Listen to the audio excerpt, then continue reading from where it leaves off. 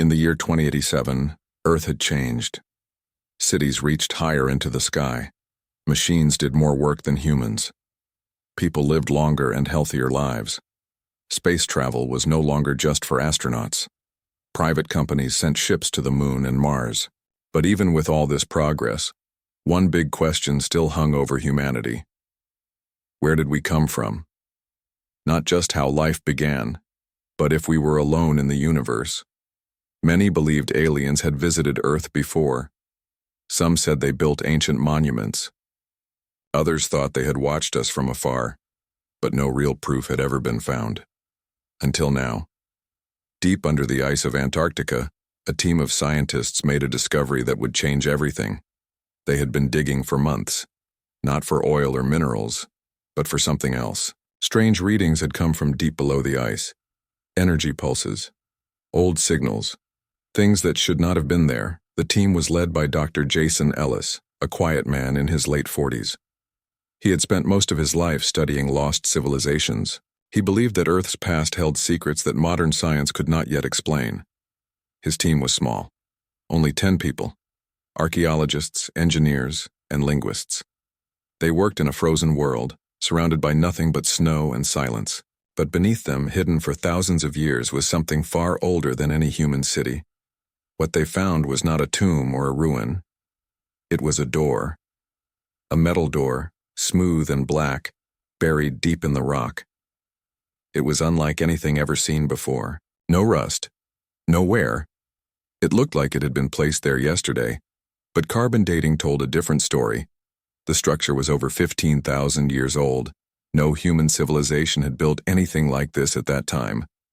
When they tried to open the door, nothing worked. Drills, lasers, explosives, all failed. The material would not break. Then one night during a storm, something changed. The sensors picked up movement. Not from the wind or ice. Something inside the structure was waking up. The next morning, the door opened on its own. No sound. No light. Just movement. Like it had been waiting for someone to arrive. Inside was a chamber, round and silent. Walls covered in symbols no one recognized. In the center stood a tall crystal column, humming softly. Lisa Martinez, the team's youngest linguist, stepped forward. She was only 28, but already known for her work in decoding ancient scripts. She touched the crystal, and the room came alive. Lights turned on. Screens lit up. Voices spoke. Not in English, not in any known language, but the system tried to translate. Slowly, words formed. Identity confirmed, the voice said. Human detected. Everyone froze. This was not a recording left behind by ancient people. This was active technology. Something had been waiting here. For humans. Over the next few weeks, the team worked non-stop. They learned how to use the interface. They discovered that this place was not just a building. It was an archive, a library of knowledge left behind by a species called the Virex. Whoever the Virex were, they had once ruled a great empire across the stars. They had seeded life on many planets. Earth was one of them. The data showed images, galaxies filled with worlds, each marked with signs of intelligent life. Some were thriving, others were ruins. And then came the most shocking part. Humans were not just another species in the galaxy. We were the first, or at least the first to rise without help. According to the records, the Virex had created many species, giving them tools, knowledge, and guidance. But with humans, something went wrong. Early humans had been given genetic markers, hints of advanced biology, but the Virex never returned. Their empire fell. War, disease, or something worse had wiped them out. And so, humans were left alone. No gods, no teachers, no help, just survival. And somehow, we survived. The report spread quickly, first within the team, then to the governments funding the mission, then to the world. Some people didn't believe it. Others saw it as proof of something they had always felt, that humans were special. Governments reacted fast. Some wanted to control the site. Others wanted to destroy it, afraid of what it might mean. But it was too late. The truth was out. Humans were not just a product of evolution. We were made, but then forgotten. And now, after thousands of years, we had found our maker's last message. Dr. Ellis stood alone in the chamber one night staring at the screen. He read the same line again and again. "You are the legacy. You are the future." He smiled. For the first time in his life, he felt like he understood something bigger than himself. We were not just part of the universe, we were its surprise, its miracle, and we were just getting started. Governments sent more scientists. Armies built bases around the site. News stations broadcast every update. People everywhere talked about one thing: the Virex and their message to humanity. The archive was huge. It held thousands of files, images, and records. Most were in a language no one knew. But Lisa Martinez kept working. She was young but very smart. She had spent years studying old human languages. Now she was trying to understand something far older. Dr. Jason Ellis stayed close to her. He knew that if they could read the full message, they might learn even more about what the Virex wanted. Each day, new parts of the archive became clear. Slowly, the team began to piece together the truth. Humans had not been left alone by accident. The Virex had tested many species. They had placed them on different worlds and watched how they grew. Some they helped, others they ignored. Humans were part of this test. But unlike other species, humans had no guidance, no tools, no knowledge from the stars. Yet we survived. We built cities, made fire, learned to farm, and fought wars.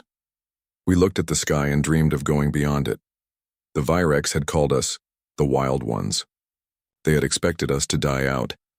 Instead, we became stronger than any of their other creations. One night, Lisa sat alone in the chamber. The crystal column still hummed softly. She had been working for hours, matching symbols and sounds. Then, suddenly, she saw something new, a file labeled differently from the rest. It opened with a single line: "Final report. The anomaly known as humanity." She called Dr. Ellis right away. Together, they watched as the screen filled with data. Images showed early human history. Not just guesses or theories, real footage. Not taken by humans, but by hidden machines left behind by the Virex. There were scenes of ancient villages, of hunters walking across plains, of fires lighting up caves at night. And then came the shocking part. Some of the oldest human ruins matched. Designs from the Virex themselves: pyramids, stone circles, carvings that looked like star maps. How could humans have known? The report explained. Early humans had found small pieces of Virex tech.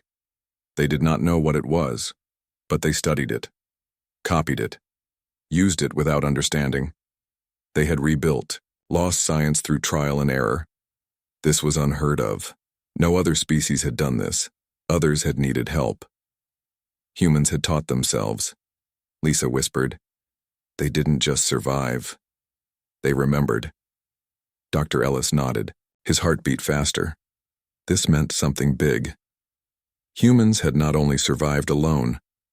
We had tried to find our makers again, without knowing who we were looking for. As more details came out, governments argued over what to do next. Some said the findings should be kept secret. They feared panic.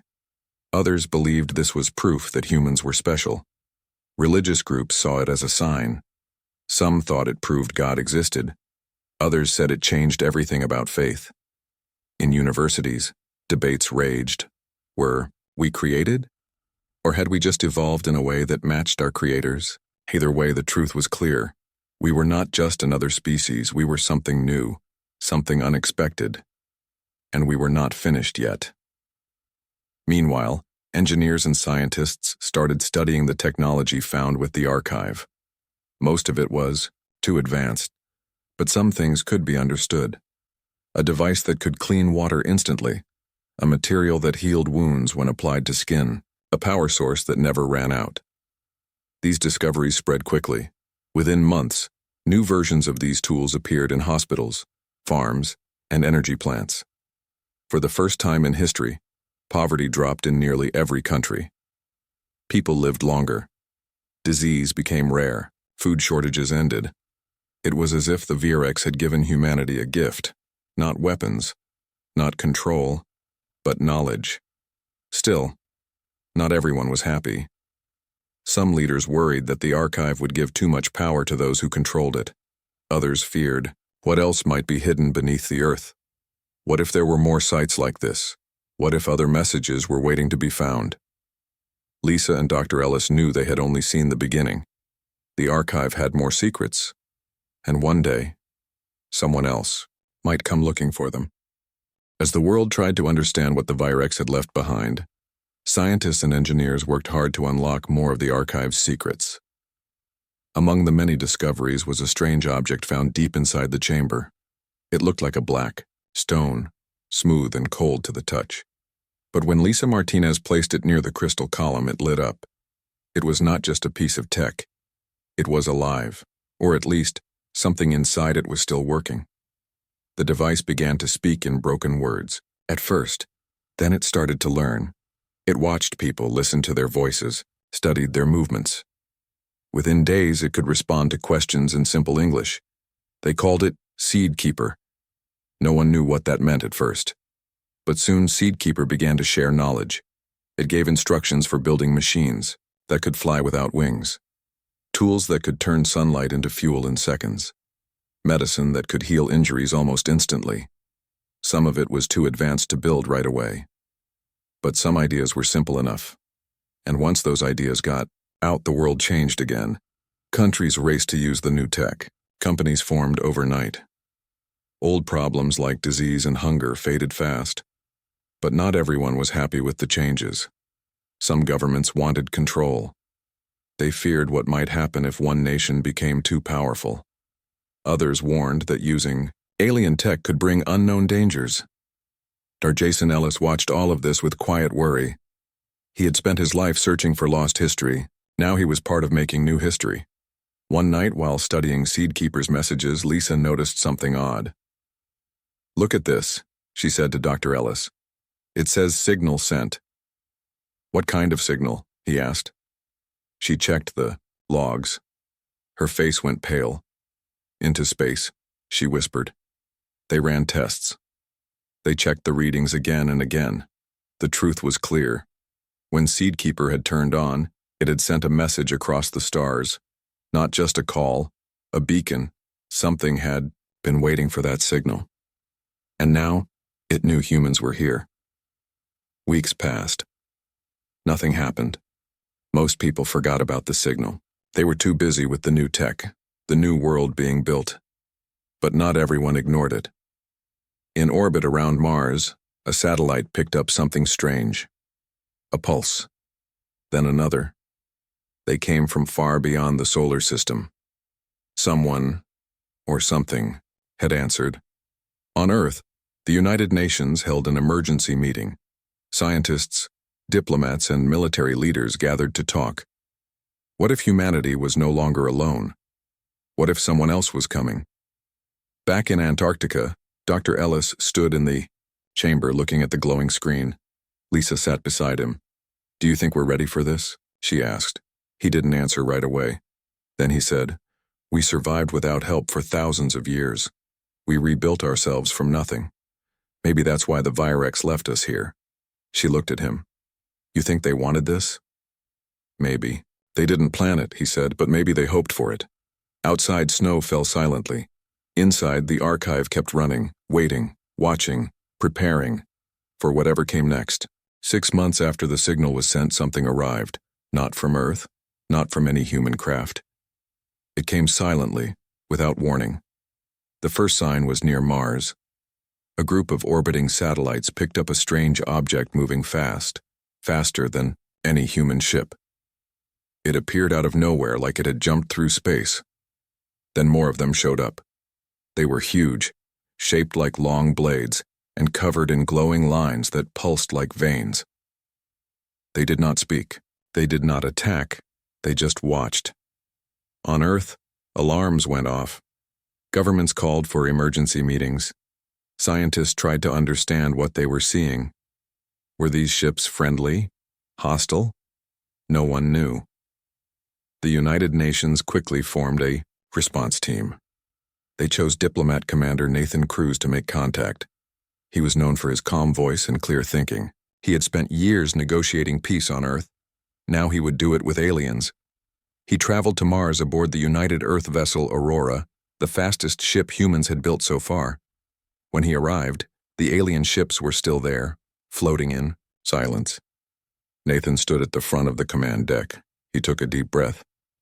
"This is Commander Nathan Cruz of the United Earth," he said into the comms. "We are peaceful. We mean no harm." For a long time nothing happened. Then a voice, not loud or threatening, but cold. "Identify," it said. Nathan answered again, giving his name, rank, and mission. After a pause, the voice spoke once more. "You are not Virex." "That's correct," Nathan replied. "We are human." There was another pause. Then the voice said, "You have no right to their legacy." Before he could answer, the screen lit up. An image appeared. Not of a ship, not of a face, but of a world.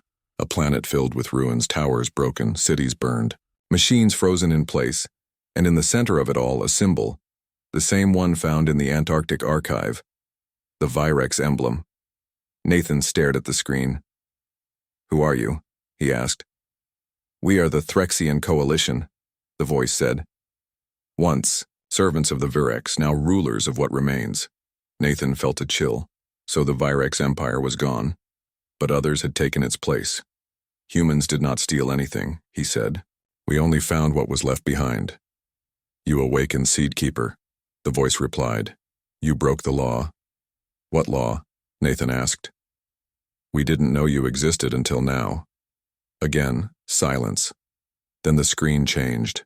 New images came. Early. Humans. The same ones seen in the archive. Scenes of fire, war, building. "You were an experiment," the voice said. "Nothing more." Nathan stood tall. "If we were an experiment," he said, "then we passed it. We survived alone. We built ourselves from nothing. We earned our place." More silence. Then, the voice said, "Others may disagree." Just then, a new signal came in, not from the Threxians, from somewhere else. A second fleet appeared. These ships looked different. Rounder, slower, but clearly powerful. They sent a message. "We are the Selith." It read, "We come in peace." The Threxians turned toward them. "Stand down," the cold voice said. "We will not," the Selith replied. "You forget what the Virex truly wanted." The tension grew. Nathan saw his chance. He opened a channel to both sides. "Listen to me," he said. "We don't want war. We don't want to take anything. We only want to understand who we are." The Selith responded first. "Then let us speak." The next few hours were tense. Nathan met with both groups. The Threxians were strict. They believed only those chosen by the Virex should inherit their knowledge. The Selith were different. They believed the Virex had always known their empire would fall, and that someone, anyone, might rise in their place. Someone strong. Someone smart. Someone who could survive without help, like humans. After long talks, the Selith made a choice. They offered alliance. "You are not Virex," they said, "but you are their legacy. You have proven this. We see it." The Threxians refused. "This is not over," they said. Then their ships vanished, jumping away through space. Only the Selith remained. Nathan looked out the window. Space was no longer empty. It was full of watchers, some friends, some enemies. And now, humanity had taken its first step into the stars. After the first contact with the Selith, everything changed. The world was no longer just looking up at the stars in wonder. Now the stars were looking back. Governments scrambled to prepare, not for war, but for something bigger, a place among alien civilizations. For the first time in history, nations worked together like never before. Scientists, engineers, and leaders met in new global councils. They formed the Human Alliance, a group meant not just to protect Earth, but to reach out into space as one people. Dr. Jason Ellis and Lisa Martinez were invited to help. They had been the first to read the Virex records. Now they were asked, to help shape humanity's future. On Mars, work began on a new spaceport. It would be the first human base built not just for research, but for diplomacy. And far beyond the solar system, the Sealyth watched. They sent messages filled with knowledge, star maps, ship designs, and warnings about other species that still saw humans as intruders. Not all aliens were friendly. Some feared what humans could become. Others wanted to stop us before we grew too strong. But humanity did not wait for permission. We acted. Within a year, using the tech from Seedkeeper, humans built something no one had ever made before, a warp gate. It stood tall on the dark side of the moon, a ring of metal glowing with energy.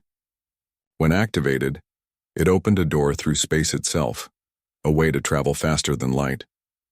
The first ship to use it was named the Legacy, piloted by Captain Elena Cruz and her crew. She was the sister of Nathan Cruz, the diplomat who had spoken to the aliens. As the world watched, the ship flew into the glowing portal and came out, on the other side, 60 light-years away, in orbit around a planet called Thalos, a world the Seleth had offered to humanity as a test, a home among the stars. People cheered, cities lit up, children dreamed of flying to other worlds. Humanity had left the cradle, and we were not going back. Back on Earth, Dr. Ellis stood in the Antarctic chamber one last time. He looked at the crystal column. The archive was quiet now. Most of its secrets had been read, but not all. Lisa walked beside him. "Do you think there's more?" she asked. He nodded. "There's always more." She smiled. "Then maybe this isn't the end." He looked up, at the screen. One line of text blinked softly. "You are the legacy. You are the future." He touched the wall. "Thank you," he whispered. Outside, snow fell like it always had. But inside, something else was falling into place. Hope. Across the world, people no longer saw themselves as just from one country or one race. We were all humans. And now, we were known. On Thalos, the first human colony was being built. On Mars, new ships were being made. In space, the warp gates were growing, and somewhere far away, deep in the cold black, another signal was sent.